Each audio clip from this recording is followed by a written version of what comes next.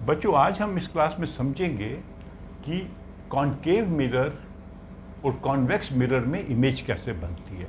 लेकिन इमेज कैसे बनती है, कहाँ बनती है, उसकी नेचर क्या होगी, उसको समझने से पहले हमें ये जान लेना चाहिए कि अगर एक रे ऑफ लाइट किसी कॉनकेव मिरर या कॉन्वेक्स मिरर को हिट करती है तो वो कैसे रिफ्लेक्ट होगी, मतलब रिफ्लेक्शन पर उसकी डायरेक्शन क्या होगी। तो इसके लिए आपको जो हमने क्लास 9 में पढ़ा था, लॉज ऑफ रिफ्लेक्शन, वो फिर से एक बार अच्छे से समझ लेने हैं।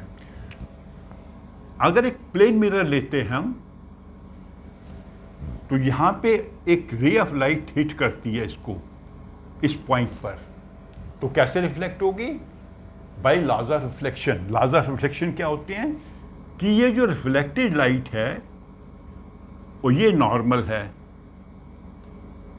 ये जो एंगल है जिसे कहते हैं एंगल ऑफ इंसिडेंस, इसके बराबर होगा जो एंगल ऑफ रिफ्लेक्शन के बराबर होता है हमेशा। What is angle of incidence? अगर आप भूल गए तो मैं आपको याद करा दूं। This is angle between the incident ray and the normal at the point of incidence.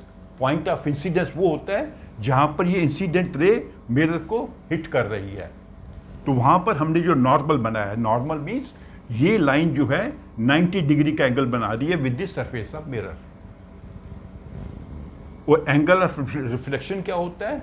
Angle between the reflected ray and the normal at the point of incidence. ये बताना जरूरी है, नॉर्मल कहां पर है? At the point of incidence. ऐसा नहीं कि नॉर्मल हमने यहां बना दिया, वो नहीं है।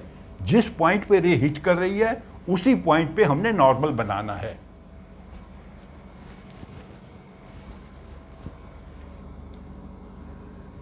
अभी आप देखिए एक और चीज, अगर ये एंगल बढ़ जाता है, ये रे हम ऐसे हिट करते हैं तो ये एंगल भी बढ़ जाएगा, बड़ा हो जाएगा। और अगर ये छोटा कर देते हैं हम, ऐसे आती है लाइन रे, तो ये भी छोटा हो जाएगा, क्योंकि दोनों एंगल हमेशा बराबर होंगे। और अगर ये रे जो है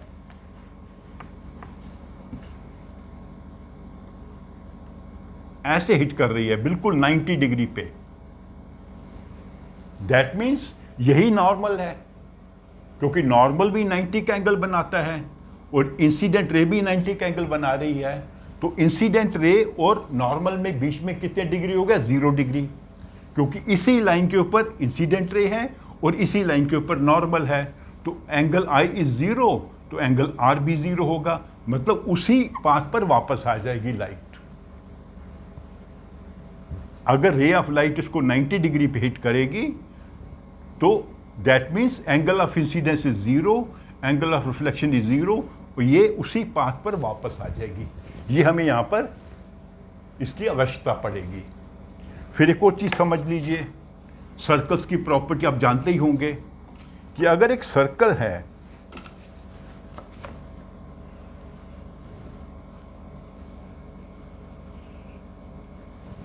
तो उसका ये सेंटर है, हम कोई भी लाइन बनाएंगे तो उसका रेडियस होता है, और ये रेडियस हमेशा इस पॉइंट पे 90 का एंगल बनाता है। कोई भी रेडियस लीजिए, वो 90 का एंगल बनाएगा। ओके, अभी हम आ जाते हैं अपने, तो पहला सिचुएशन क्या है? पहली सिचुएशन है रे ऑफ लाइट, जो इंसिडेंट लाइट है जो हिट कर रही है इस मिरर को, is parallel to principal axis. Principal axis क्या होता है? जो पोल और सेंटर ऑफ कर्वेचर को लाइन ज्वाइन करती है, उसे प्रिंसिपल एक्सिस कहते हैं। और ये जो रे ऑफ लाइट है इसके पैरेलल है, यहां पर भी इसके पैरेलल है और यहां भी इसके पैरेलल है। ये कॉनकेव मिरर है, ये कॉन्वेक्स मिरर है। तो इस केस में क्या होगा? लाइट रिफ्लेक्ट होकर फोकस से पास करेगी, और इसमें ये जो लाइन है सी और इस पॉइंट को ज्वाइन करती है, वो रेडियस है, रेडियस ऑफ कर्वेचर है। तो ये एंगल आई हो गया, ये एंगल आर हो गया। जिसमें भी एंगल आई एंगल आर के बराबर होगा। Angle of incidence will be equal to angle of reflection, और ये फोकस से पास करेगी। वहां पर क्या होगा, वहां पे वो डाइवर्ज होगी, डाइवर्ज होके आपको लगेगा कि यहां से आ रही है, इस पॉइंट से आ रही है। तो यहां पे जो नॉर्मल बनाएंगे वो नॉर्मल एक्सटेंड करोगे तो उसको यहां से पास करेगा, ये नॉर्मल। तो angle of incidence is equal to angle of reflection. ये इंसिडेंट रे है, ये रिफ्लेक्टेड रे है। तो आपने क्या याद रखना है कि अगर इंसिडेंट रे प्रिंसिपल एक्सिस के पैरेलल है, ये पॉइंट आपने याद रखना है, तो रिफ्लेक्टेड रे फोकस से पास करेगी। यहां पर ऐसा लगेगा कि फोकस से आ रही है, it is emerging from focus, ऐसा लगेगा। जब इस साइड से आप देखेंगे, यहां से आप देखेंगे ये आपकी आई है, तो आपको लगेगा कि ये लाइट यहां से आ रही है, ये किरण यहां से आ रही है। ठीक है, अभी हम आ जाते हैं सेकंड सिचुएशन में। सेकंड सिचुएशन में क्या है, ray of light passes through C,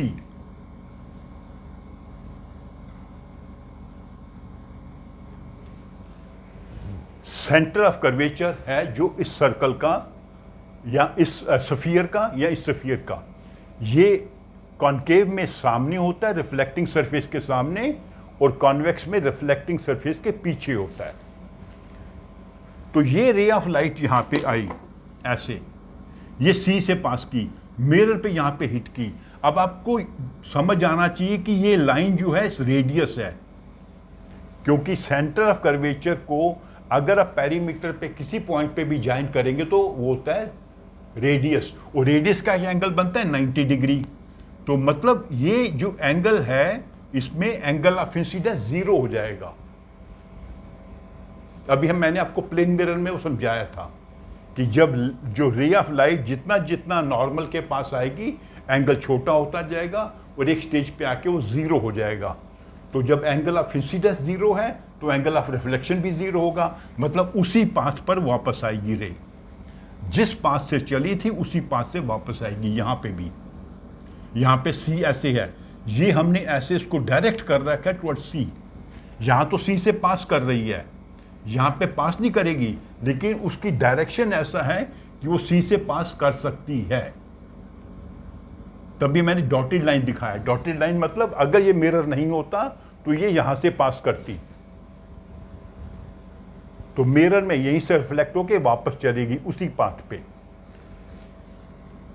तो इसमें रीजन क्या है, क्योंकि जो नॉर्मल है, ये जो लाइन है, ये नॉर्मल एट दिस पॉइंट, तो एंगल ऑफ इंसिडेंस भी 0 है और एंगल ऑफ रिफ्लेक्शन भी 0 है। उसी पाथ पर वो लाइन रेज वापस जाएगी। तीसरा सिचुएशन क्या होता है, रे passes through focus,